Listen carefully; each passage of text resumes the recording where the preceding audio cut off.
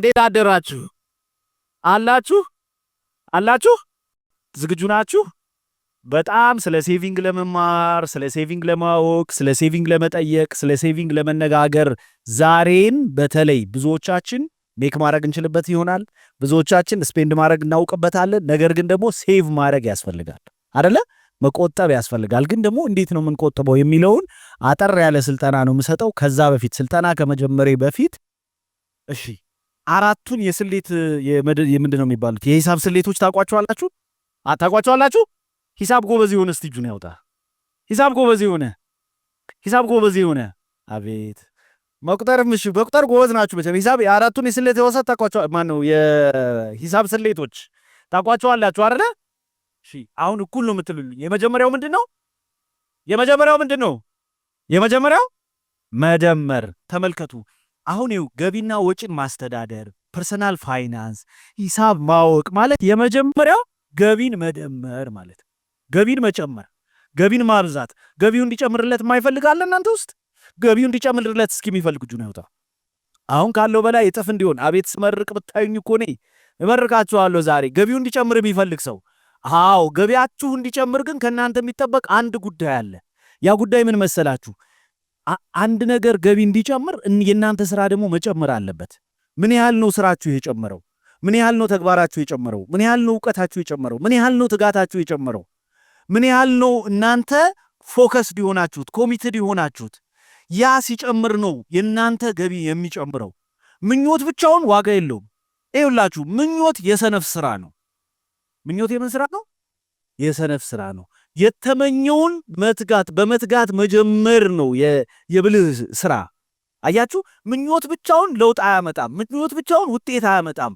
ውጤት የሚመጣው ምኞቱ በተግባር ሲጀመር፣ ሲከናወን፣ ሲፈጸም በትጋት በደም ኮሚትድ ሆነን በጽናት ስንቀጥለው ነው።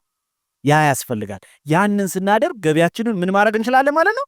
የመጀመሪያው ምንድነው ማለት መደመር። ሁለተኛው አቤት ሂሳብ እንዳለ ሂሳብ እንዴት ናችሁ? ሁለተኛው ምንድነው? መቀነስ አይደለም? መቀነስ ምን እንቀንስ? ወጫችንን እንቀንሳ አይደል እንዴ? ወጪ መቀነስ ያስፈልጋል። ወጪ መቀነስ ሲባል ብዙ ሰው ምኑን ነው የምቀንሰው? አሁን ዝም ብላችሁ መለስ ብላችሁ ትራንስፖርት አለብኝ ሳልበላ ሳልጠጣ መቼስ ሳላደር መልበስም ያብረኛል ማደርገው የቤት ኪራይ ነው የምከፍለው ምኑን ነው የምቀንሰው እንላለን አይደል? ተመልከቱ ብዙ ጊዜ ወጪዎቻችን በትልልቁ አይደለም በትንሽ ጠብታ የሚወጡ ወጪዎች ተጠራቅመው ነው በወሩ መጨረሻ በአመቱ መጨረሻ ትልቅ ወጪ ሆኖ ግራ የሚያጋባን። አንዳንድ ያጋጥማችሁ አያውቅም? በወሩ መጀመሪያ ይሄን አግኝቼ ነበረ ያወጣሁትን እስኪ ልመዝግበው ብላችሁ ስትመዘግቡት የሆነ 3500 ብር ለምን እንዳወጣችሁት የማታውቁት። ለምንድን ነው ያወጣሁት? ብታስቡት ብታወጡት ብታወርዱት የምታጡት የሆነ ብር እኮ ይመጣል አይደል? ያ ብር እንዴት ወጥቶ መሰላችሁ? በጥቃቅኑ ነው የሚወጣው። በትንንሹ ሲሆን በጠብታ ሲሆን አያስታውቅም። በጠብታ የሚወጣ ወጪ ደግሞ ከየት ነው የሚመጣው ካላችሁ ከልማድ። አያችሁ ሰው ወጪውን ማስተካከል ከፈለገ ማስተካከል ያለበት መጀመሪያ ልማዱን ነው። ምክንያቱም ብዙ ጊዜ ኢሞሽናል የሆኑ ወጪዎች አሉብን ካልኩሌት አድርገናቸው ሳይሆን ይሄ በቃ በስሜት ተነሳስተን በስሜት ተገፋፍተን የምናወጣቸው ወጪዎች አሉ። እነዛ ወጪዎች ብዙ ጊዜ ወጪ ሲባል ወጪው ገቢ አመጣ ወይ ነው ደግሞ አይደለ? ወጪው ምን ጥቅም አመጣልኝን ማየት ያስፈልጋል፣ ማስላት ያስፈልጋል። አያችሁ እውነት ነው። አንዳንድ ጊዜ በስሜት እንኖራለን፣ ግን ደግሞ በስሜት የምንኖረው ኑሮ በስሌት ደግሞ መምራት ያስፈልገናል። በስሜት የምንኖረው ኑሮ ዝም ብሎ ገደል ይዞን እንዳይገባ ምን ያስፈልጋል ደግሞ በስሌት ያንን ደግሞ ልጓም ልናበጅለት ያስፈልጋል። ወጪ የሚቀነሰው ኢሞሽናችንን ኮንትሮል በማድረግ ስሜታችንን ኮንትሮል በማድረግ ሀቢታችንን በማስተካከል ልማዳችንን በመግዛት ነው።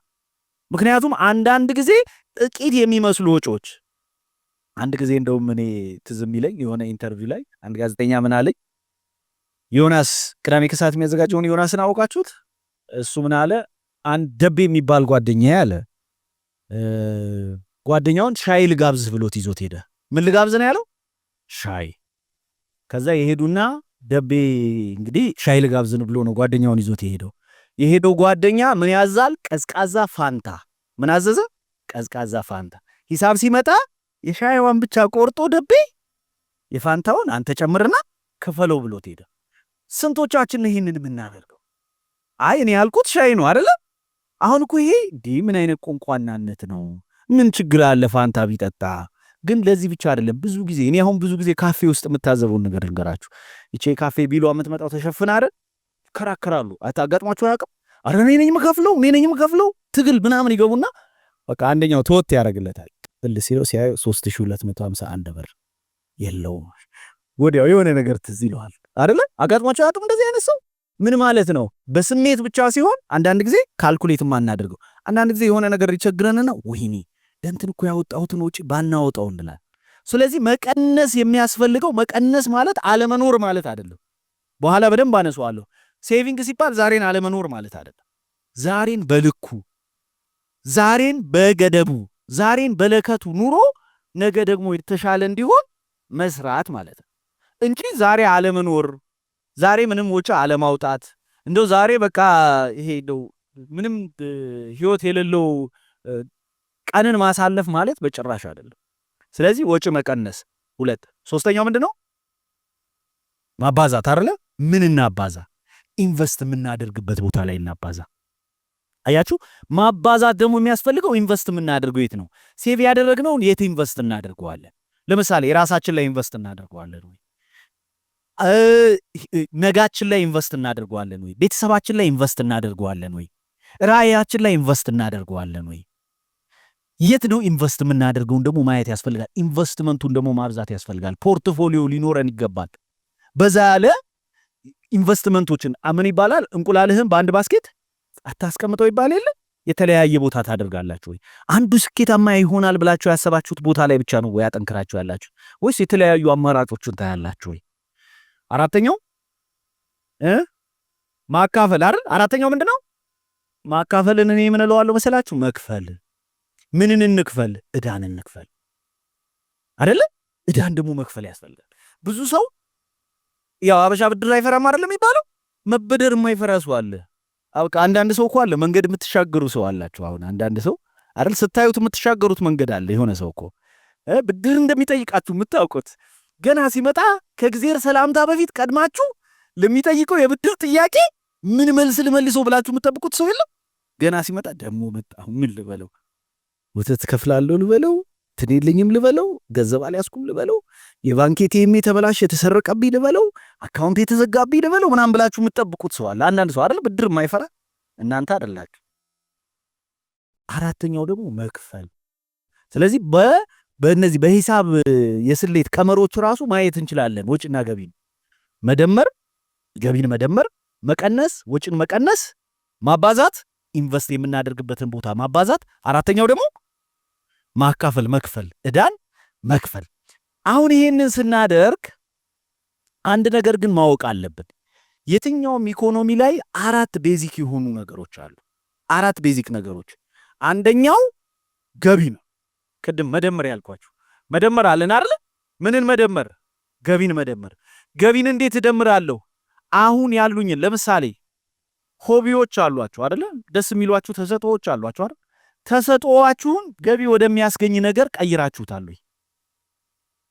አሁን ወረቀት መቀዳደድ መቆራረጥ የሚወድ ሰው ያንን ገንዘብ ወደሚያገኝ ክህሎትነት ቀየረው ወይ? ብዙ ጊዜ ሆቢዎቻችን ወይም ደግሞ ፓሽናችን ነው ብለን የምናስባቸው ነገር ወጪ ነው የሚያስወጡን ወይስ ደግሞ ወጪ ነው የሚያስገቡልን? ይሄ በጣም መታየት አለበት ነገር። ገቢ ስንል አሁን ከምንሰራው በተጨማሪ ሌሎች ስራዎች ቅድም ስለኔ ሲነገር ሰምታችሁ ከሆነ ዩኒቨርሲቲ ያስተምራል ተብሏል። ድሮ ይኸውላችሁ ኤምባሲ ያለሁኝ እንደ አምቡላንስ ነበር የምነዳው ጌቱ መኪና። በቃ ከኤምባሲ ከወጥቼ 11 ሰዓት 11 ተኩል ምናምን ወጥቼ ከዛ ደግሞ ቅድስተ ማርያም ዩኒቨርሲቲ ነበር ሜክሲኮ ማስተምረው 12 ሰዓት ክላስ ስለሚጀምር 12 ሰዓት እዛ መድረስ አለብኝ። ከዛ ጓደኞቼ እንዲህ ኤምባሲ እየሰራ በቃ ሰው መስራት የሚፈልግበት ቦታ እየሰራ ጥሩ ገቢ እያገኘ እንዲህ ለልጆች ጊዜ አሰጥም ወይ? ለራስ ጊዜ አሰጥም ወይ? ለሚስት ጊዜ አሰጥም ወይ? ምንድነው የሚያንከለክል? ለምንድነው እንደገና ማታ በማታ የምትሄደው ምናምን ሲሉኝ ጓደኞቼ ምን እላቸዋለሁ መሰላችሁ? ያው ከፍዬ ከማመሽ ተከፍሎኝ ባመሽ ይሻላል። አይሻልም? ከፍዬ እንደው የሆነ ነገር ከማመሽ ተከፍሎኝ ባመሽ አይሻልም? አንዳንዴ እስቲ አሁን እናንተ ደግሞ ራሳችሁ ጠይቁ። ትርፍ ጊዜያችሁ እየከፈላችሁ ነው ወይስ ትርፍ ጊዜያችሁን እየከፈላችሁበት ነው? በትርፍ ጊዜያችሁ ምንድነው የምታደርጉት? በትርፍ ጊዜያችሁ ወጪ ነው የምታወጡት ወይስ በትርፍ ጊዜያችሁ ገቢ ነው የምታገኙት? ይሄ በጣም ወሳኝነት አለው። ምክንያቱም ትርፍ ጊዜዎቻችን ናቸው ተጨማሪ ገቢ ይዘውልን የሚመጡት። ተጨማሪ ገቢ የምንፈልግ ከሆነ ተጨማሪ መስራት ያለብን ነገር እንዳለ ማወቅ ያስፈልገናል። አሁን እንግዲህ ሁለተኛው ደግሞ ስፔንዲንግ ነው። አሁን ይኸው ገቢ በጣም ከባድ፣ ገቢ ማግኘት በጣም ከባድ፣ ወጪ ግን ፋንሲ ነው። በቃ ወጪ ይወጣል። ከናንተ የሚጠበቀው በቡቲኩ ጋር ማለፍ፣ ከናንተ የሚጠበቀው በሞሉ ጋር ማለፍ፣ ከናንተ የሚጠበቀው በሱቁ ጋር ማለፍ ነው አይደል? ያስወጧችኋል። ወይ የሆነ ሰው ታዩና እንደሱ ከማናንሽ ብላችሁ የሆነ ወጪ ታወጣላችሁ። ጥያቄው ግን በገቢውና በወጪው መካከል ያለውን ሚዛን እንዴት ነው የጠበቃችሁትም? ወጪና ገቢውን እንዴት ሚዛን ጠበቃችሁለት? ምክንያቱም በወጪና በገቢያችሁ መካከል ያለው ሚዛን ወደ ገቢያችሁ ካደላ ሴቭ ማድረግ ትችላላችሁ። ወደ ወጫችሁ ካደላ ግን ደግሞ እንደገና ብድር ውስጥ ልትገቡ። ስለዚህ ይሄንን ሚዛን መጠበቅ ያስፈልጋል። ይሄንን ሚዛን መጠበቅ ማለት ነው ፐርሰናል ፋይናንስ ማኔጅመንት ማለት ወጪና ገቢን መቆጣጠር፣ ወጪን መጨመር፣ ገቢን መቀነስ፣ ይሄንን ማስተዳደር። ወጪን መቀነስ ሲባል ግን ምንም ወጪ አለማውጣት። አሁን አንዳንድ ሰው አለ የያዘው 200 ብር በአንድ ሺህ ብር የሚያዋጣን ብንገዛው አይደል? አንዳንድ ሰው አለ እኮ ድፍን ያለኝ የሚል ሰው ወላሂ አንቺ ድፍን 200 ብር ይዞ በቃ ድፍን ያለኝ እና አንድ ጊዜ እንደው በቃ ይሄንን 200 ብርን 1000 ብር ልግዛ፣ ምክንያቱም አይዘረዝራትም። በቃ ድፍን ያለኝ እስቲ ዛሬ አንተ ክፍል የሚል እንደዛ መሆን ማለት አይደለም። ወይ ደግሞ እጁ ምንድነው ኪስ ውስጥ ምንድነው በታንክ ይጠበቃል ኪስህ የሚባል ሰው አለ አይደል? አንዳንድ ሰው ኪሱ ማይገባ እንደዛ መሆን አይደለም። ሪዝነብል መሆን። የወጣው ወጪ ኢንተርቴን አድርጎኛል ወይ? የወጣው ወጪ እኔ ጋር ቫልዩ ጨምሯል ወይ? የወጣው ወጪ እኔ ጋር ያመጣው ቤኔፊት አለ ወይ የሚለውን ቼክ ማድረግ ነው። ቼክ ካላደረግነው ጥቅም የለውም። አንዳንድ ጊዜ ወጪው ከወጣ በኋላ ለምን እንደወጣ ራሱ አናውቀውም። ለምን እንደወጣ አንዳንዴ እኮ እንግዲህ ይደውልና እኔ የምለው ለምንድን ነበር ገንዘብ ያወጣሁት? እኔም አሁን አንዳንዴ ያጋጥመኛል። ባለቤቴ ጋር ደውላለሁ። እኔ የምልሽ ከኪሴ ብር ውስጥ ይብላል ጀመረ ደግሞ ትላለች። እና ምን ልላችሁ ፈልጌ ነው፣ አንዳንድ ጊዜ ማወቅ። ገቢያችሁን ታውቁታላችሁ፣ ወጫችሁንስ ታውቁታላችሁ ወይ? ትላንት ያወጣችሁትን ወጪ ታውቁታላችሁ ወይ? እወቁት። ማወቅ ብቻ እኮ ነው። ለምን ብዙ ጊዜ ወጪን መቆጣጠር፣ ወጪውን ማወቅ ለብዙ ሰው የሆነ የተሰጠ ስያሜ አለ። ግን እንደዛ ካላደረግን ደግሞ አሁን ባለንበት ቦታ ህይወት ውስጥ መቀየር አንችልም፣ መለወጥ አንችልም፣ መሻሻል አንችልም። ያው ብዙ ቦታ አጎቴ ነው ላለው ዋረን ቡፌት በጣም ነው የምወደው። ዋረን ቡፌትና ጆን ማክስዌል በጣም ነው የምወዳቸው።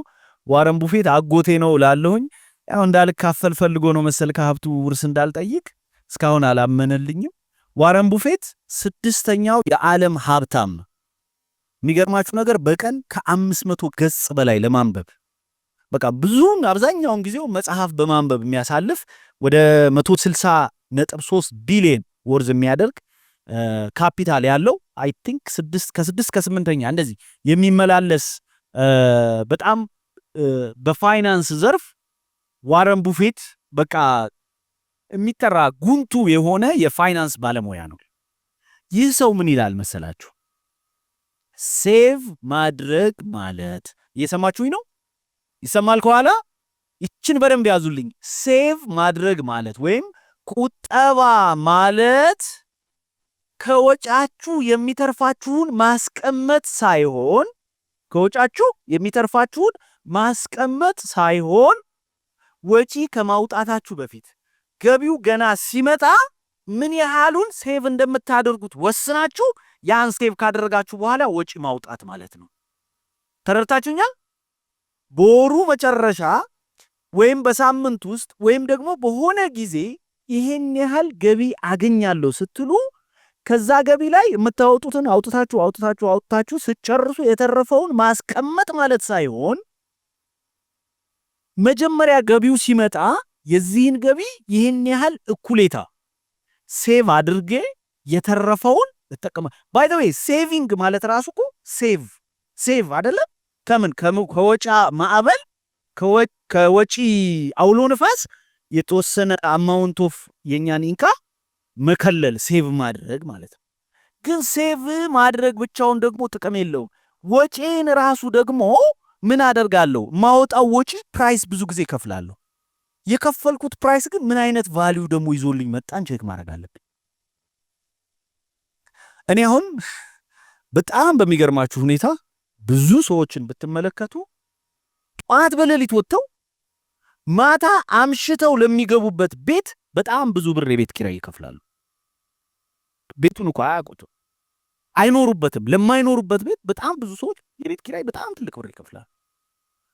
አንዳንድ ሰዎች just because የሆነ እንደውም ልንገራችሁ በዓል ሲመጣ አሁን ለምሳሌ በጣም የአበሻ ትልቅ የኢትዮጵያዊ ትልቅ ጉዳያችን እኮ በዓል ሲመጣ አዲስ ዓመት ሲመጣ እኮ ሰላም የሆነ ንጹህ የሆነ አዲስ የሆነ ሶፋ ቆሽሾ ነው የሚታየኝ። መቀየር አለበት፣ ያንገበግበናል። በቃ ሰላም የሆነ ቀለም የተቀባ ግድግዳ በቃ የሆነች በረሮ አለፈችበት ተብሎ ካልተቀየረ ቀለም በዓል ሲመጣ ወጪ ነው የሚታየን አይደል? ሴቶቹ አምጣ ወጪ፣ ወንዶቹ እንግዛ ነው የምንለው።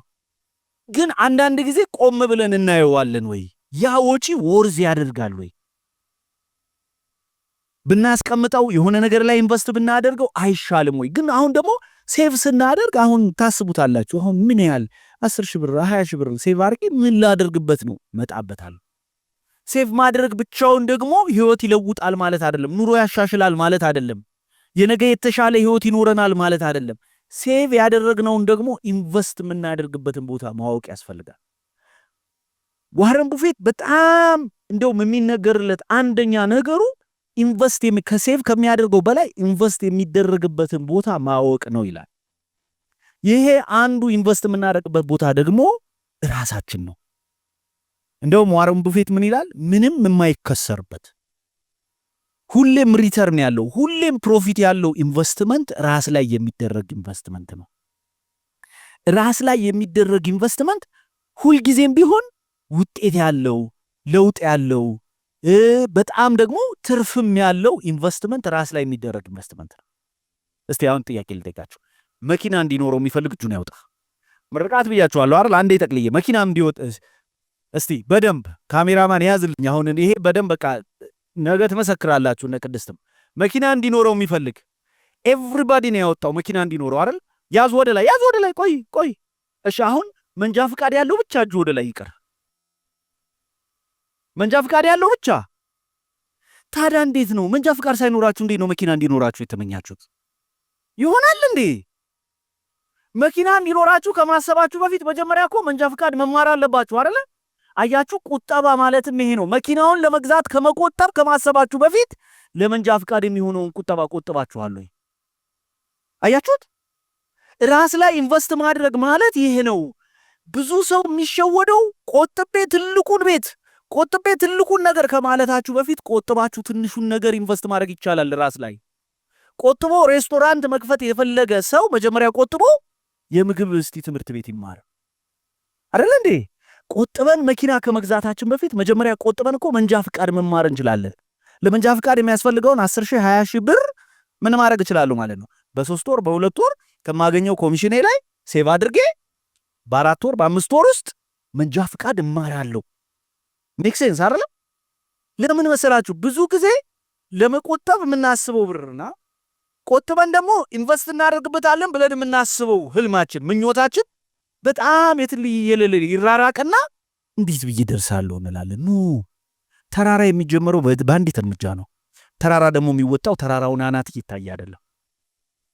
ስለዚህ ትልቁን ራያችሁን፣ ትልቁን ውጤታችሁን፣ ትልቁን ስኬታችሁን የምትፈልጉት ከሆነ ከትንሿ መጀመሪያ ያስፈልጋል።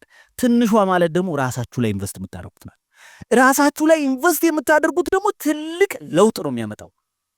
በትንሽየው ራሳችሁ ላይ ኢንቨስት ያደረጋችሁት በትልቅየው እናንተ ጋር ለውጥ ያመጣል። እንዴት ከፈለጋችሁ ላሳያችሁ።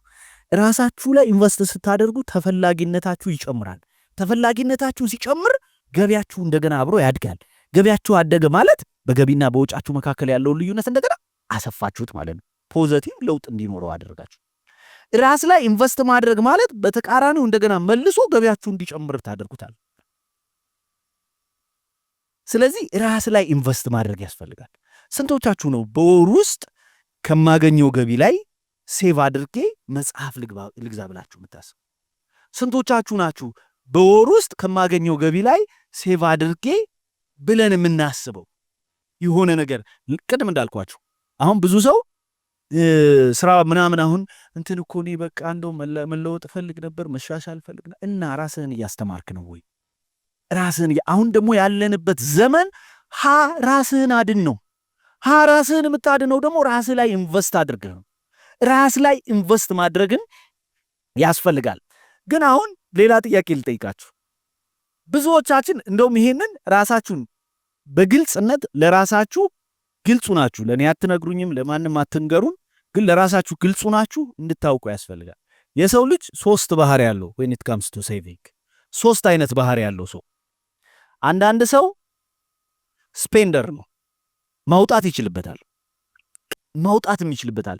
1 ሚሊዮንም ስጡት፣ 100,000 ብርም ስጡት፣ 10,000 ብርም ስጡት፣ 100 ብርም ስጡት፣ አጠፋፉን የሚያቀበት ሰው አለ። ብዙ ሰው እንዴት ብሎ ጠፋለት? እኔ አሁን ለምሳሌ እዚህ ወደ ቼችኒያ የዛሬ 13-14 ዓመት ይሆናል ውርስ ደረሳቸውና 1.5 ሚሊዮን ብር ወንድማማቾች ናቸው።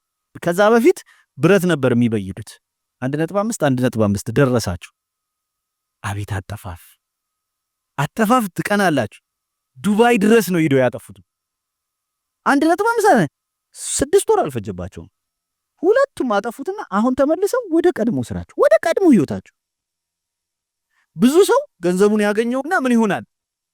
አጠቃቀሙን ስለማያውቀው ስፔንደር ስለሆነ ያጠፋዋል። አሁን እኔ ስፔንደር ነኝ፣ ከሰጣችሁኝ ብር አጠፋለሁ፣ አቀበታለሁ፣ አይቸግር። የሆነ በቃ ልክ ገንዘብ እጃችሁ ሲገባ የምታወጡበት ነገር ትዝ የሚላችኋል አይደል? እንትን ሳልከፍል እንትን ሳልሄድ ብላችሁ ወዲያው የሚመጣላችሁ ገንዘቡ ሲመጣ። እንደዛ አይነት ሰው አለ፣ ስፔንደር የሆነ ሰው አለ። አንዳንድ ሰው ደግሞ ሴቨር አለ። አሁን ለምሳሌ እኔ ባለቤት ሴቨር ነች፣ ጎበዝ ነች። በቃ ገንዘቡን ስጧት እንጂ በቁብም አድርጋ በሆነ መንገድም አድርጋ ወደ ሆነ ነገር ትቀይረዋለች። ሴቨር የሆኑ ሰዎች ደግሞ አሉ፣ ሴቭ የሚያደርጉ ግን ሴቨር ደግሞ ልክ ሊኖረው ይገባል። ሴቭ የምናደርግበት ልክ ሊኖረው ይገባል። እስከምን ደረጃ ሴቭ ይሄዳል መሰላችሁ? አንዳንድ ጊዜ አጋጥሟቸው አያውቅም? የኔ ቢጤዎች መንገድ ላይ ወይ ታመው ሲሞቱ ወይ መኪና ገጭቷቸው ወይ የሆነ ነገር ሲባል ልብሳቸው ላይ ተሰፍቶ የሚገኘው ገንዘብ እኮ አይደለም እነሱ 5 ሰው እኮ ያስተዳድራል። እንደዛም ደግሞ መሆን አይደለም ሴቪንግ ማለት። ሴቨር ደግሞ በጣም አሉ። ደግሞ ይሄ በቃ እንደው ለማውጣት እጃቸው በቃ ምንም የማይል ያገኙትን ዝም ብለው የሚያስቀምጡ፣ እንደዛ መሆን አይደለም። ይሄ ስፔንደር ያልኳችሁ በቃ ወንፊት ማለት፣ በወንፊት ውሃ እንደመጭለፍ ማለት ነው። መጥቷል እኮ ገቢው ግን ይሄዳል። አንዳንድ ሰው ደግሞ ሴቨር ነው፣ በቃ ምንም ነገር ጠብ የምትል ነገር የለችም፣ የያዛትን ያስቀምጣል። እንደዛም መሆን ደግሞ አይደለም። ሜከር ደግሞ አለ፣ ገንዘብ ሜክ ማድረግ። አጋጥሟቸው አያውቅም? እንዲህ አይነት ሰው በሆነ ሁኔታ ውስጥ ገንዘብ እንዴት ሜክ እንደማድረግ እንደሚችል የሚያውቅ ሰው።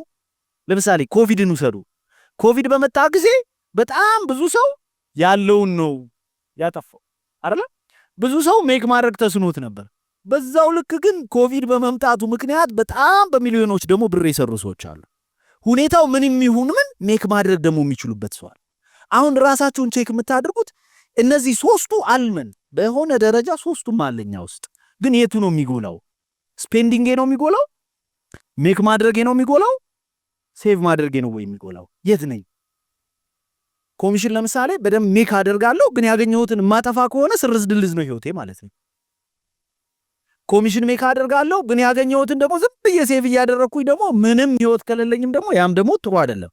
ስፔንድ ማድረገው የት ነው? ኢንቨስት ነው ወይ ማድረገው? ኢንቨስትመንት ማለት ስፔንዲንግ ኢንቨስትመንት ነው ወይ? ወይም ደግሞ ስፔንዲንግ ሪተርን አለው ወይ? ቫልዩ አለው ወይ? ጥቅም ውጤት ይዞልኝ ይመጣል ወይ? ይሄም ደግሞ መታየት አለበት አይደል? ይሄንን 3ቱን ባላንስ ማድረግ ያስፈልጋል። ምን ማለት ነው? ስፔንዲንግን በትንሹ መቀነስ፣ ሴቪንግን መጨመር፣ ሜኪንግ ላይ ደግሞ በደንብ መስራት። ሜኪንግ ላይ እንዴት ነው የምሰራው?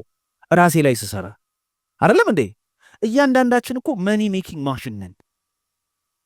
ባይ ዘ ዌይ ብታውቁትም ባታውቁትም እናንተ እያንዳንዳችን አንድ ሰው መኒ ሜኪንግ ማሽን ነው።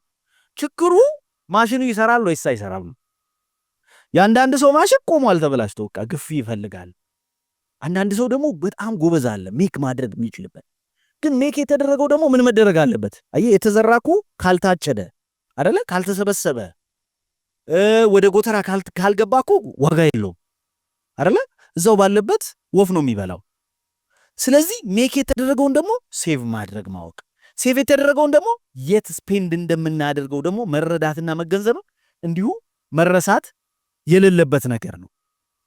አሁን ይሄንን በጀቲንጉን ምናምን ሌሎች ይነግሯችኋል። ግን ሴቪንግ የሚል ኮንሰፕትን ስናስብ ሁልጊዜም ሴቪንግ የት ይሄዳል መሰላችሁ? ዲሲፕሊን ጋር ይሄዳል። ሴቭ ማድረግ ቀላል ነገር አይደለም። ዲሲፕሊን ይጠይቃል። በጣም ዲሲፕሊን ይጠይቃል። ዲሲፕሊን ይጠይቃል ማለት የሚኖሩንን ቴምፕቴሽኖች ወይም ደግሞ ፍላጎቶች በወቅቱ የሚሰሙንን ኢሞሽናል የሆኑ ፍላጎቶች እንዴት ነው በዲሲፕሊን የምቆጣጠራቸው? ልክ ገንዘብ አሁን አንዳንድ ሰው አለ ገንዘብ ሲያገኝ አረማመዱ ራሱ የሚቀየር አይደለ? ገንዘብ ሲያገኝ የምታውቁበት ሰው የለም? ገንዘብ ሲያገኝ ደረቱ ገፋ ይላል ምናምን፣ አረማመዱ፣ ሰላምታው ይቀየራል አይደለ? ተሬ ሰላምታው ራሱ ይቀየራል። ጎርነን ይላል። ስልክ ስትደውሉ ቶሎ አይዘጋም። በሱ ደግሞ ወይም ደግሞ ስልክ ስትደውሉ አያነሳም፣ ራሱ ይደውላል ምናምን አለ እኮ። በቃ ሜክ አድርጓል ገንዘብ የምትሉ አቤት ኮሚሽን ሰርቷል የምትሉ ሰው አለ። ከዛ ያቺ የተሰራች ደግሞ ስታልቅ ታውቁበታላችሁ አይደለ? ስብስብ ይላል ኮሚሽን ይላል አይደለ? ሰዓት እንደነካው ላስቲክ ምስኪን ይሆናል። የሚያወራው ነገር ሁሉ ፖለቲካ ይሆን ብቻ ሀገር እንደው ምናምን አይደለ? ሜክ ሲያደርግ እንደዛ ደረቱን ነፍቶ ስለ አሜሪካ ምናምን የሚያወራ ሰውዬ ልክ ስፔንዲንግ አድርጎ ሲጨርሰው ወሬው ወደ ምን ይመጣል? ወደ ኢትዮጵያ ይመጣል። ዶናልድ ትራምፕን ሲከራከረ የነበረ ሰውዬ እንደዛ መሆን አይደለም። ባላንስ፣ ያን ባላንስ የምታደርጉት በምንድን ነው ካላችሁ በዲሲፕሊን። ልክ እኮ ሴቭ ይውላችሁ ሜኪንግ እና ስፔንዲንግ ልክ ሳይክል ፔዳል ማለት ነው። ዩ ሜክ ዩ ስፔንድ፣ ዩ ሜክ ዩ ስፔንድ። ግን ሴቭ የምታደርጉት ወደፊት ፑሽ ያደርጋችኋል። በምን? በኢንቨስትመንት። ሳይክል ሲነዳ ሁለቱ አይደል የሚመታው ፔዳል። ዩ ሜክ ዩ ስፔንድ። ከሱ ውስጥ ያተረፋችሁት ደግሞ ምን ያደርጋችኋል? ፑሽ ያደርጋችኋል ወደፊት። በምን? ኢንቨስትመንታችሁ። የት ነው ኢንቨስት የምታደርጉት?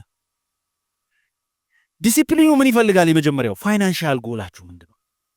ለምሳሌ በ3 ወር ውስጥ በ6 ወር ውስጥ በ1 ዓመት በ5 ዓመት በ10 ዓመት ሴቭ አድርጌ ይሄንን አሳካለሁ ብላችሁ ያስቀመጣችሁት ጎል አለ ወይ?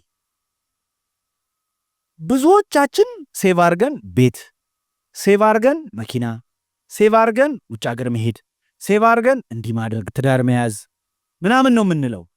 ይሄ ግን ጊዜ ይፈልጋል፣ ታይም ይፈልጋል። በዛ ታይም ውስጥ ነው የሚመጣው። አንዴ ከሰማይ ዱብ አይልም። ስለፈለግነው አይመጣም። ሰርተን ነው የምናመጣው አይደለ?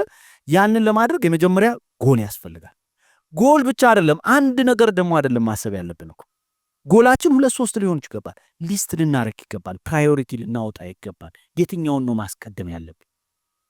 ብዙ ጊዜ እንድናስቀድመው የሚመከረው ምንድነው ካላችሁኝ፣ ራስ ላይ ኢንቨስት ማድረግ። ብዙዎቻችን መኪናው ይምጣ፣ አሁን ቅድም እኮ እጃችሁን ያወጣችሁ ብንከራከር፣ አሁን ምንድነው የምትሉኝ? መኪናው ይምጣ በሹፌር ነደዋለሁ። ተው እባክህ፣ አያስኬድም እንደዛ። መጀመሪያ የሚቀድመውን ማስቀደም ያስፈልጋል። የሚቀድመው ደግሞ መጀመሪያ ራስ ላይ ኢንቨስት ማድረግ። ስለዚህ ፕራዮሪቲ ማውጣት፣ ሊስት ማድረግ ጎሎቻችሁን በአመት ውስጥ በ6 ወር ውስጥ ብላችሁ የሾርት ተርም የሎንግ ተርም ጎል ማስቀመጥ ያስፈልጋል። ኤንድን ፒር ፕሬሸሩን ደግሞ መቆጣጠር ያስፈልጋል። እመኑኝ፣ በቃ አሁን ፋይናንሻሊ ራሴን ሴኪዩር ማድረግ አለብኝ፣ ለውጥ ማምጣት አለብኝ። ስለዚህ የገንዘብ አጠቃቀሜን መቀየር እፈልጋለሁ ያላችሁ ቀን አቤት አቤት የሚደውለው ሰው መብዛቱ ይመጣል፣ ይጀምራል። አቤት አቤት ልክ መቆጠብ ያሰባችሁ ጊዜ ይመጣል። እንትና ከወለደች እንጠይቃት፣ አዋጣ ለእንትና ይዋጣ፣ እንደዚህ ይሁን ምናምን የሚል በጣም ብዙ ጥያቄዎች ይመጣሉ። እነሱን እንዴት ነው ኢንተርቴን የምታደርጓቸው? ፒር ፕሬሸሩ እንዴት ነው የሚመጣው? አንዳንድ ጊዜ በቃ ቁርስ በልታችሁ 4 ሰዓት ላይ ይርባችኋል፣ ምናምን ኬክ ነገር ያምራችኋል፣ አይስክሪም ምናምን እንዴት ነው እንደው ምናምን። በታክሲ የምትሄዱ የነበራችሁ ሰዎች ራይድ ያምራችኋል፣ ልክ ትንሽ ገንዘብ ሲታማ ያንን መቆጣጠር ያስፈልጋል። እንደንትና መሆን ብለን ትንሽ ነገር ስናገኝ የሆነ ከላያችን ያለው ወይም ደግሞ ጓደኛችን ወይ የሆነ ሰው እናይና ቀሱን ልሁን ብለን ወዲያውኑ ወደ እንትን ውስጥ መግባታችንን መቆጣጠር ያስፈልጋል። አንደኛው ዲሲፕሊን እዛም ስላለ፣ ከዛ ደግሞ ላይፍ ስታይል መቀየር፣ ኢንቫይሮንመንት መቀየር ያስፈልጋል። አሁን ያላችሁበት ኢንቫይሮንመንት አሁን ያለውን ወጪ እያስቆጣችሁ ነው። ካሁን ከተሻለ ወጫችሁን ማስተካከል ካለባችሁ አንደኛው ልታደርጉት ዋነኛው እያልኩ አይደለም፣ ግን አንደኛው ሊሆን የሚችለው ነገር ኢንቫይሮንመንትን ቀየር። አያችሁ ንብ ዝንብ ጋር እየዋለች ማር ልትሰራ ትችላል። በተሰራውም ትክክል አይሆን አይደለ? አዋዋሏ መስተካከል አበቦቹ ጋር ስትል ነው ንብ ማር የምትሰጠው። እናንተም የምትፈልጉት ለውጥ እንዲመጣ የምትፈልጉ ከሆነ መሰሎቻችሁን ማስተካከል ያስፈልጋል። አንድ አባባል አለ፣ ተደጋግሞ የሚነገር አባባል ሰምታችሁት ከሆነ ከአምስት ጓደኞቻችሁ ሀብታሞች ከሆኑ ስድስተኛው ሀብታም እናንተ ትሆናላችሁ። አምስት ጓደኞቻችሁ ግን አጥፊዎች ከሆኑ ስድስተኛው አጥፊ ወደዳችሁም ጠላችሁም እናንተ ናችሁ። ለምን? ኢንፍሉዌንስ ስለምትደረጉ። ኢንፍሉዌንስ የምትደረጉበትን መንገድ ደግሞ እናንተ መቆጣጠር ትችላላችሁ። ማን ኢንፍሉዌንስ ያድርጋችሁ፣ እንዴት ኢንፍሉዌንስ ያድርጋችሁ የእናንተ መብት ነው። አዋዋላችሁን ስታስተካክሉ ህይወታችሁ መቀየርም ስለሚጀምር ይሄንንም መርሳት የሌለብን ጉዳይ ነው። እንዳልኳችሁ ደግሞ ፋይናንሻል ኢንስፓየር የሚያደርጉ ቪዲዮዎችን ማየት፣ ከሰዎች ጋር በዛ መነጋገር፣ ስለ ፋይናንስ ማወቅ፣ ምን አይነት የፋይናንስ ቴክኒኮችን መጠቀም ያስፈልጋል የሚለውንም ነገር እንደዚሁ መረዳት ያስፈልጋል። በጣም እንደው ጊዜ እንዳልወስድና እንደው ነገር እንዳላንዛዛ እዚህ ጋር የፋይናንሻል ሰክሰስ ስቶሪዎች ሰክሰስ ስቴፖቹ የመጀመሪያው ፕላን ማዘጋጀት ነው። ከዛ ያው እንደቀደም እንዳልኳችሁ ከዕዳ መክፈል ብለናል አይደል? መክፈል እንደው አይገርማችሁም? ግን እንደው የኛ ነገር ወይ አበዳሪ ወይ ተበዳሪ ይሞታል ነው እኮ የምንለው አይደል? ወይ አበዳሪ ወይ ተበዳሪ። ተበዳሪው ማን ነው? ተበዳሪው ማን ነው? እኛ እኮ ነን። ብድሩን ከምከፍለው በሞት ይሻለኛል እኮ እያልን ነው። ወይ አበዳሪ ወይ ተበዳሪ ይሞታል። ብድር ከመክፈል ይልቅ በሞት ይሻለኛል የሚል ማይንድ ሴት ይዘን አይደለም። ብድር አስፈላጊ ነገር ነው። ዓለም ላይ የምታያቸው ትልልቅ የምትሏቸው ቢዝነሶች፣ ኢትዮጵያ ውስጥ የምታያቸው ትልልቅ የምትሏቸው ቢዝነሶች ሀገሮችም ይበደራሉ። ብድሩ ግን መከፈል የሚችል ብድር መሆን አለበት። በአቅማችሁ ልክ መሆን አለበት። ብድር መከፈል ሳይችል ሲቀር ዕዳ ይሆናል። ዕዳ ደግሞ ያጎብጣል። አሁን ወይ አበዳሪ ወይ ተበዳሪ ይሞታል ብላችሁ የምትበደሩ ከሆነ ዕዳ ነው የሚሆንባችሁ። ዕዳ ሲሆንባችሁ ያኔ መከራ ነው የምትገቡት። መስራትም አትችሉም፣ ማሰብም አትችሉም፣ መለወጥም አትችሉም፣ መሻሻልም አትችሉም። ብድሮቻችሁ የነገው የፋይናንስ ስኬታችሁ እንቅፋት ደንቃራ እንዳይሆኑባችሁ መቆጣጠር ያስፈልጋል።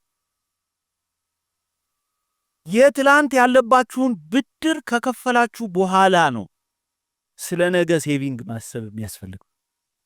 በጣም ብዙ ሰው ብዙ ባለ ብድር የተበደረው ሰው እየፈለገው እየደወለለት ስልክ ሳያነሳ ከዛሬ ጀምሬ ሴቭ አደርጋለሁ። አያስኬድም እንደዛ። ከዚህ በፊት ያሉባችሁ ብድሮች ካሉ ክፈሉ። ዕዳዎች ካሉባችሁ ወይ የምታሰርዙም ከሆነ ሽማግሌ ይዛችሁ ሄዳችሁ እሄዳለሁ ሽማግሌ ሁኜ ኮሚሽን ከከፈላችሁ ማለት ነው፣ እሱን ዝጉ። ከዚህ በፊት ያለ የፋይናንስ በርደኖቻችሁን ካስተካከላችሁ በኋላ ነው አሁን እንደ አዲስ የኢንቨስትመንት ወይም ደግሞ የሴቪንግ መስመር የምትጀምሩት። ወይም ደግሞ አሁን ጀምራችሁ ሴቭ የምታደርጉት ገንዘብ ወደ ሌላ ነገር ኢንቨስት ከማድረጋችሁ በፊት ምን ማድረግ ያስፈልጋል? መጀመሪያ ማለት ነው ያለባችሁን እድር መክፈል ያስፈልጋል።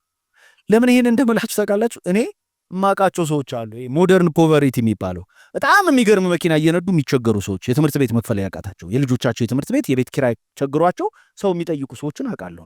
የሚገርም መኪና እየነዱ በጣም በቃ ላይፍ ስታይላቸውን ስታዩት፣ አዋዋላቸውን ስታዩት፣ የሚለብሱትን ምናምን አይታችሁ ብላችሁ ከዛ ትደነግጣላችሁ። ለሆነች ነገር የምትከፈል ክፍያ ጠፍቶ በተለይ ገቢዎች ምናምን ብትሄዱ ትደነግጣላችሁ። 5000 ብር 6000 ብር ትንሽ ብር መክፈል የተሳነው እዛ ሲጨቃጨቅ ያያችሁት የለኝም ምናምን ብሎ ስልክ ሲያወራ የሰማችሁት ሰው ወጥቶ ግን የ7 የ8 ሚሊዮን ብር መኪና ሲነዳ ምንድነው ነገሩ ትላል። አያችሁ፣ አንዳንድ ጊዜ የናንተ ፍላጎት ጫና ይዞ ነው የመጣው ወይስ ደግሞ የነገ ህይወታችሁን የተሻለ ሊያደርግ የሚችል ነገር ነው ያመጣው? ይሄንንም ማየት ያስፈልጋል። ያንን ስናደርግ ነው እንደው ከመሞትም ምንድነው እንደው ማለት አንዳንዴ እኮ ማሟረት ነው አይደለ? ተበዳሪ ሆኖ መሞትንም ማግኘት የሚያስፈልገው። ይሄኛውን ቴክኒክ ለዶክተር ለጤና ለተውለትና ሰልፍ ራስ ላይ ኢንቨስት ማድረግን አሁን ሴቭ አደረግን የሆነ ገንዘብ አገኘን። ምክንያቱም ብዙ ጊዜ አሁን ቅድም ያልኳችሁን ነገር ስናስብ ብዙ ጊዜ ሴቭ ላደርግሽ ይሄን ያህል ወጪ አለብኝ፣ የማይቀሩ ወጪዎች አሉብኝ፣ ከወር እስከ ወር የሚመጡ ህይወቴ የተመሰረተባቸው ሁሌ የማወጣቸው ወጪዎች አሉ። እነዚህ ወጪዎች ይሄን ያህል አማውንት አላቸው። ወጪዎቼን አወቅኳቸው። ከወጪ ቀሪ የምትገኘዋ ገንዘብ ትንሽ ነች። ይችን ገንዘብ ምን ላደርግበት እችላለሁ ነው አይደል? ብዙ ሰው በዛ ላይ ደግሞ አሁን ኢንፍሌሽን አለ።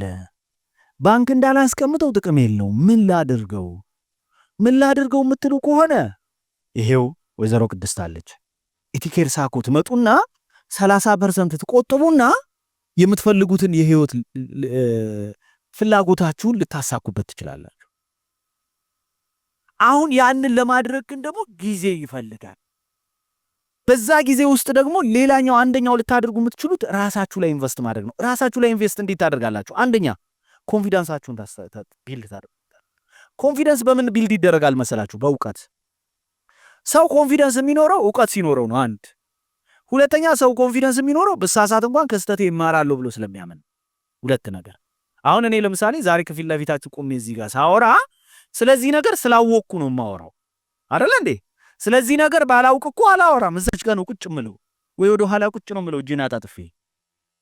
ስለዚህ ኮንፊደንስ የሚኖራችሁ ማወቅ ስትጀምሩ ነው። ማወቅ ደግሞ ነፃ አይደለም። እንደው ሌላው ቢቀር አቴንሽንና ጊዜያችሁን ትከፍሉበታላችሁ። እንደው ሌላው ቢቀር ቀጥሎ ደግሞ አሁን ያለንበት ዘመን ካፒታሊዝም ገንዘብ ይፈልጋል። የሆነ የመጽሐፍ ዕውቀት ብትፈልጉ ከፍላችሁ መጽሐፉን መግዛት አለባችሁ። የሆነ ትሬኒንግ ብትፈልጉ ከፍላችሁ ያንን ትሬኒንግ አቴንድ ማድረግ ያስፈልጋል። ስለዚህ ለዛ ገንዘብ ያስፈልጋችኋል። ለምሳሌ እኛ ፋሲሊቲ ውስጥ የሚሰጡ ስልጠናዎች አሉ። ሰኞ፣ ሮብ፣ ቅዳሜ ከዛ በኋላ አሁን እንግዲህ የምንጨምራቸው የተለያዩ ስልጠናዎች ይኖራሉ። ለነዚህ ስልጠናዎች የተበጀተ የራሱ የሆነ ሴፓሬት በጀት አላችሁ ወይ? ለስልጠናው ብላችሁ ያስቀመጣችሁ ወይስ እዚህ ጋር ስትመጡ ነው ትዝ የሚላችሁ? ይሄንን ስልጠና ባያመልጠኝ ደስ ይለኝ ነበር ግን በቃ ምናምን ነው ወይ የምትሉት? ከዛ ይጀምራል ባይዘ ሴቭ ስታደርጉስ ሴቭ የምታደርጉት ለአንድ ነገር ለአንድ ዓላማ ነው ወይስ ደግሞ የተለያዩ ዓላማዎች አሏችሁ? ለምሳሌ ኢትዮጵያዊ በጣም እንደው የሚወቀስበትና እንደው እንትን የሚባልበት አንድ ነገር ብትሉኝ ቫኬሽን አናቅምኛ አይደለ? አሁን ውጭ ሀገር ቅድስቴ ብዙ ቦታ ሲኬድ ምንድነው የሚታየው? ፈረንጆቹ በደንብ ፕላን አድርገው በተለይ አውሮፓዎቹ ፕላን አድርገው የፍቃዳቸውንም ከደሞዛቸውም ከገቢያቸውም ሴቭ አድርገው የቫኬሽን አላቸው። አይነኩትም። ቢታመሙ ምን ቢሉ ያችን ብር አይነኩም። ያቺ ብር ምንድነች? የሆነ ሀገር ነው። በቃ ፓሪስን እናያለን፣ ሞምባሳ እንሄዳለን ምናምን። አሁን እናንተ ለምሳሌ ደብረ ዘይት ሂጄ 2 ቀን ከራሴ ጋር ጥሩ ጊዜ ለማሳለፍ የዛሬ 4 ወር ብላችሁ ካሁን ጀምራችሁ ለ4 ወር ሴቭ ታደርጋላችሁ። ከዛ እኮ ነው የሚጀምረው። ግድ እኮ አውሮፓ መሄድ አያስፈልግም። ግድ ዱባይ መሆን የለበትም። ግድ ሞምባሳ መሆን የለበትም። አዎ ልክ ነው። አንደኛው መንገድ ኢቲኬር የሚያዘጋጀውን ፕሮሞሽን አሳክታችሁ መሄድ ትችላላችሁ። ቫኬሽን እሱን ታለሁ የግላችሁ አይ ብቻዬን በቃ ጥሩ ቦታ ሄጄ ብላችሁ ሴፍ ታደርጋለህ። ከዛ ይጀምራል ባይደ ሌላው ኢትዮጵያዊ በጣም የሚወቀስበት ነገር ካላችሁ የሕክምና ምርመራ አብዛኞቻችን ኢትዮጵያዊ ካላመመን አይደለም ካልጠናብን ሆስፒታል አንሄድም። ካልጠናብን አንሄድም። አይ ቆይ ይለቀኛል ነው የምንለው አይደል? አንሄድም። ማንሄድበት ዋነኛው ምክንያት ወጪ ነው። አንዳንዴ የጤና ምርመራ ለማድረግ በአመቱ ውስጥ የጤና ምርመራ ለማድረግ ብለን እንቆጥባለን ወይ? ይቻላል እኮ አሁን በየወሩ 500 ብር 300 ብር ባስቀምጥ በአመቱ መጨረሻ አትሊስት የሆነ የጤና ቼክአፕ ሳደርግ የሆነ ይችልልኛል እኮ አይደል? ልጆች ያሏችሁ ወላጆች ሆናችሁ የትምህርት ቤት በጣም በቃ ብዙ ሰው አዲሴ አሁን ልጆች ያሏችሁ እንደው በደንብ እስቲ ይሄን ትምህርት ቤት መስከረም ሲመጣ በጣም የብዙ ወላጅ ፈተናው መስከረም አንደኛ የበዓል ወር ነው። ወጪው በጣም ብዙ ነው። በዓል ቅድም ነግሬያችኋለሁ መስከረም። ሁለተኛ የልጅ ትምህርት ቤት ክፍያ፣ የትምህርት ቁሳቁስ የትምህርት ቁሳቁስ ቀጥሉ ዩኒፎርም አይደለ የሰርቪስ ምናምን ወዘተረፈ ከዛ ልጆቹ ደግሞ አዲስ ጫማ ይፈልጋሉ ጥሎባቸው አይደል እንዴ አምና የለበስኩትንም አልለብስም ምናምን ይላል ይሄ ሁሉ ወጪ ይጠራቀማል የብዙ ኢትዮጵያዊ መስከረም ላይ ወላጅ ስለሆንኩ አራት የወለድኩ ወላጅ ስለሆንኩኝ አውቀዋለሁ መስከረም ላይ በጣም መከራለሁ ግን ስንቱ ነው ካሁን ጀምሮ ለመስከረም የዩኒፎርሙን የሚያስቀምጠው መስከረም ሲመጣ ብድር እኮ ነው የምንፈልገው ሁላችንም የሚያበድረኝ ማለት ነው የሚለው ብዙ ግን ምን መሆን ይችላል አሁን ለመስከረም ካሁን ጀምሮ ሴቭ ማድረግ ማለት እኮ ነገ የሚመጣውን ትልቅ ወጪ አሁን ላይ ሼር ማድረግ ማለት ነው በርደሙን ሼር ማድረግ ይቻላል መልቲፕል ሶርስም ነው ኢንቨስት ማነው ሴቭ ሲባል አንድ ቦታ ላይ አይደለም ሴቭ ማድረግ ወይ ደግሞ ዓላማ የሌለው ብዙ ሰው ደግሞ ዓላማ የሌለው ሴቪንግ ያስቀምጣል በቃ የገቢዬን 10% የገቢዬን 20% ሴቭ አደርጋለሁ ይልና ለምን ግን ፐርፐስ ሴቭ እንደሚያደርገው አያውቅ ስለዚህ ያስቀምጠውና የሆነ ነገር ኮሽ ሲል አው ለዚህ ነው የፈለኩት ብሎ ያወጣዋል ለምን እንደፈለጋችሁት ዓላማ ሲኖረው ለዛ ዓላማ ብቻ ነው የምታወጡት ማለት ነው የልጆቹ ትምህርት ቤት ከሆነ የልጆቹ ትምህርት ቤት ውጪ ነው ያበቃ አትነኩትም ከዛ ሌላው ሴቪንግ ላይ ደግሞ መታወቅ ያለበት አንድ ነገር ምንድነው መሰላችሁ አውቶሜትድ መሆን አለበት ሴቪንግ አውቶማቲካሊ ልክ ገቢው ሲመጣ ሴቭ መደረግ መቻል አለበት ይኸውላችሁ ገንዘቡ ኪሳችን ከገባ በኋላ አይወጣም ኪሳችን ብዙውን ጊዜ ምንድነው ማስገቢያ እንጂ ማስወጫ የለው እንደውም አንድ ቀልድ አለ ታሪክ ልንገራችሁ እና ይችል ጨርስ አንበሳ በጣም ይታመማል የጫካው ንጉስ አንበሳ በጣም ይታመምና የአራዊቱ ሁሉ የጫካው አራዊት ሁሉ እየሄደ ይጠይቀዋል በቃ እየሄደ እንደው በቃ ይጠይቀዋልና ቀበሮም እንደው እስቲ ይሄንን የጫካ ንጉስ ሂጄ ልጠይቅ ብላ ትሄዳለች ልክ ሂዳ የማደሪያው ጋር ስትደርስ ስትመለከት ኮቴው ወደ ውስጥ የሚገባበት ብቻ እንጂ መውጣትን አያሳይ ከዛ በሯ ላይ ተንሆንና አያንበሳ እንደው እንዴት ነህ ተሻለ ስትለው አው ደህና ነኝ ምን ነው አገቢም እንደ ገብተሽ ጠይቂኝ እንጂ ሲላት አይ ከገባው መውጫ የለውም አለች ብዙ ጊዜ ገቢውን ነው እንጂ አይደለ መውጫው ይከብደናል አይደለ አንዴ ኪሳችን ከመጣ በኋላ የሆነ ምክንያት አለ ምናወጣበት አሁን ሴቭ ማድረግን አናስበው ስለዚህ እኔ እንደውም ዛሬ ልምከራችሁ እንደው እንደ ታላላቆችም እንደ መልእክት ውሰዱልኝ ታናናሾችም እንደ ምክር ውሰዱልኝ ኮሚሽናችሁ ቀጥታ ፐርሰንቱን ካልኩሌት አድርጉ ሴቭ የምታደርጉትን ወቁትና ከኮሚሽናችሁ ቀጥታ ለሳኩ የሚገባውን አይደለም እንደዛ አይነት ሜካኒዝም አውቶሜት አድርጉት ከዛ ያ ነው ፐርሰንት ይብላችሁ ያዙ ለምሳሌ የኮሚሽኔን 80% ነው የምወስደው 20%ቱ ቀጥታ ወደ ሳኩ ይቀመጥልኝ እንጂ 100%ቱን ከወሰድኩት በኋላ ቆይ እንትንላለሁ ካላችሁ አንደኛ በቃ ጥሎብን ፕሮካስቲኔት ስለምናደርግ ዛሬ ነገ ስለምን አናደርገው ሁለተኛ እናድርገው እንኳን ብንል ሌላ የከበደ ምክንያት ማሰባችን አይቀርም ሴቪንግ ደግሞ እንዳልኳችሁ ቅድም ምንም ምክንያቱ ከሆነ ወጪ የሆነውን ያህል መከለል ያስፈልጋል ምክንያቱ ዛሬ ልኑረው ካለን ነገ ይከብዳል ዛሬ ግን የተወሰነው ኑሬ ነገ የደሞ የተሻለ ህይወት ይኑረኝ ብለን የምናስብ ከሆነ ዛሬ ላይ ሳክሪፋይ ማድረግ ያስፈልጋል ሳክሪፋይስ ካላደረግን ድረስ ፍላጎታችንን ሳክሪፋይስ ካላደረግን ድረስ የሆኑ ወጪዎቻችንን ሴቭ ማድረግ አንችልም ሴቭ ማድረግ የምንችለው አንደኛ ፍላጎታችንን ሳክሪፋይ በማድረግ ሁለተኛ ደግሞ የተወሰኑ ወጪዎቻችንን በማስቀረት አቮይድ በማድረግ አንዳንድ ጊዜ አቮይድ ግን ይሄ ስላችሁ አቮይድ ማድረግ ማለት ደግሞ ቅድም እንዳልኳችሁ እጃችሁ አትግቡ ኪሳችሁ አትግቡ ደግሞ ማለት አይደለም መኖርም ያስፈልጋል ዛሬን መኖርም ያስፈልጋል ዛሬን ኑሮ ነው የተሻለ ነገን መፍጠር የሚያስፈልገው ጥሩ ቴክኒክ ልንገራችሁ ሴቭ ማድረግ አሁን ሲባል ይሄን ትሬስ ባክ ማድረግ በደንብ እንት ማድረግ የምትፈልጉ ከሆነ አሁን ስማርትፎን ብዙ ሰው ይይዛል ችግር የሆነው እኛ ስማርት መሆን ነው የከበደን አይደለ ስማርትፎኖቻችን ላይ ሴቭ የምናደርግባቸውን ቴክኒኮች የሚያስተምሩን የተለያዩ አፕሊኬሽኖች አሉ እነዛን አፕሊኬሽኖች ማውረድና መጠቀም እንችላለን ለምሳሌ ወጪዎቻችንን ትሬስ የሚያደርጉልን ምን ላይ ነው በዚህ ወር ላይ ወጪ የበዛው ኢንተርቴይንመንት ላይ ነው ትምህርት ላይ ነው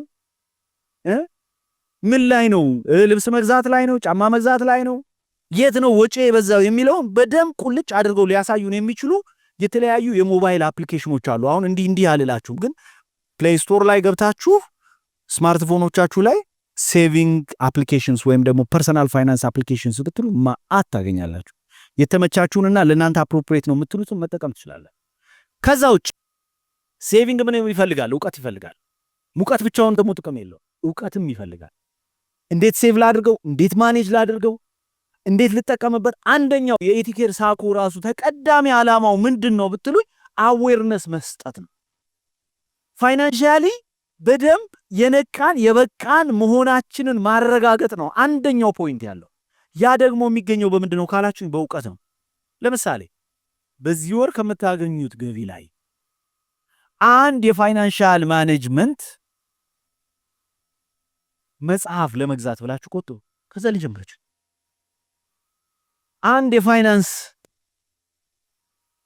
ማኔጅመንት መጽሐፍ መግዛት ብላችሁ ልትቆጥቡ ትችላላችሁ። ከዛ ልጀምር ይችላል። 500 ብር 1000 ብር ሊሆን ይችላል ያ መጽሐፍ። 500 ብር 1000 ብር አንዴ ስታወጡት ሊከብድ ይችላል። ነገር ግን በሁለት ጊዜ በሶስት ጊዜ ሲሆን ይቀላል አይደል? ስለዚህ ፋይናንሻል ሊትሬሲያችሁ ላይ መስራት ያስፈልጋል። ምክንያቱም እውቀት እስከሌለን ድረስ ዝም ብሎ በሙቀት ብቻ ከሆነ የሚሆነው ነገሩ የሆነ የተወሰነ ቀን ሆይታ ነው የሚሆነው እንጂ ከሆነ ጊዜ በኋላ እናቆመዋለን። ስለዚህ ምን ማድረግ አለብን? መማር ራሳችንን ያስፈልገናል። ስለ ፋይናንስ ቆጥበው መኪና የገዙ ቆጥበው ህይወታቸውን የቀየሩ ቆጥበው ራሳቸውን ያሻሻሉ ሰዎችን ጠጋ ብለን ምክር መጠየቅ። እንዴት አደረከው? ምን አይነት ዘዴ ተጠቀምክ? ምን አይነት ብልሃት ተጠቀምክ? ሊደሮቻችንን መማከርም ይቻላል። ከዛ በተጨማሪ ደግሞ ምን ካላችሁኝ ደግሞ ኢቲኬር ሳኮ አሁን በጣም አግሬሲቭሊ የሚሰራበት ነገር ደግሞ ካላችሁኝ ሴቭ ከማድረጋችሁ ኢንቨስት እንድታደርጉ ከማመቻቸት ያንን ፕላትፎርም የብድር ፕላትፎርም ከማመቻቸት በተጨማሪ ልክ ይው ዛሬ እንደምታዩት አይነት ቆንጆ የሆነ ስለ ሴቪንግ የምታውቁበት ፕላትፎርሞች ይፈጠራሉ። ከሰዓት ደግሞ በጣም እጅግ ድንቅ የሆነ ሊደሮቻችን ኢቲኬር ሳኮ ስለሚሰጣቸው ሰርቪስና ፕሮዳክቶች እንደዚሁም ተጋባዥ የሆኑ ባንኮችም ተገኝተው በጣም ቆንጆ የሆነ ፕሮግራም ይኖራል። ያም እንዳያመልጣችሁ እሺ። ስለዚህ ቅድም እንዳልኳችሁ መቆጠብን ስታስቡ ሴቪንግን ስታስቡ የመጀመሪያው ነገር ገቤን አውቀዋለሁ ወይ? ገቤን ተረድቻለሁ ወይ? ገቤን ጨምሬያለሁ ወይ? ወጪን ተቆጣጥሬዋለሁ ወይስ ወጪ ነው እኔ ተቆጣጣረኝ? ከዛ ደግሞ ያገኘሁትን ገቢ ከገቢ ወጪ የቀናንሼ ያገኘሁትን ፖዚቲቭ የሆነውን ሴቪንግ የት ነው ኢንቨስት የማደርገው? ለምንድን ነው ኢንቨስት? ለምን ዓላማ ነው? ራሴ ላይ ኢንቨስት ላደርገው ነው ወይ? አያችሁ፣ እስከዘጋጅተን እስካልጠበቀን ድረስ የምንፈልገው ዕድል እኛ ጋር ስለማይመጣ የትስ ነው ኢንቨስት ማደርገው? ምን ላይ ነው? ራሴ ላይ ኢንቨስት አደርጋለሁ ወይ? ዕውቀቴ ላይ ነው? ክህሎቴ ላይ ነው ወይ? ያሉኝን ፓሽኖቼን ወደ ክህሎትነት ገቢ ወደሚያስገኙ ክህሎትነት ለመቀየርስ እየሰራው ነው ወይ? እንዴን አራተኛው ደግሞ ዕዳ ካለባችሁ ክፈሉ። ያበደሯችሁ ሰዎች ናቸው የላኩኝ ዛሬ።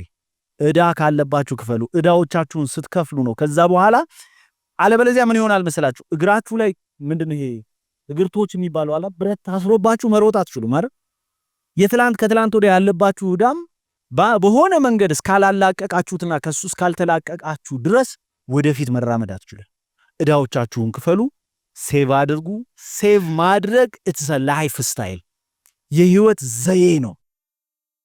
ብዙ ሰው ስፔንድ ማድረግ ይመስለዋል የህይወት ዘዬ። ኑ ሴቭ አድርጎ ኢንቨስት ማድረግ የህይወት ዘዬ ነው። ኢቲኬር ውስጥ ደግሞ ያንን ዘዬ በደንብ እንደምንከታለው አምናለሁኝ። አመሰግናለሁ።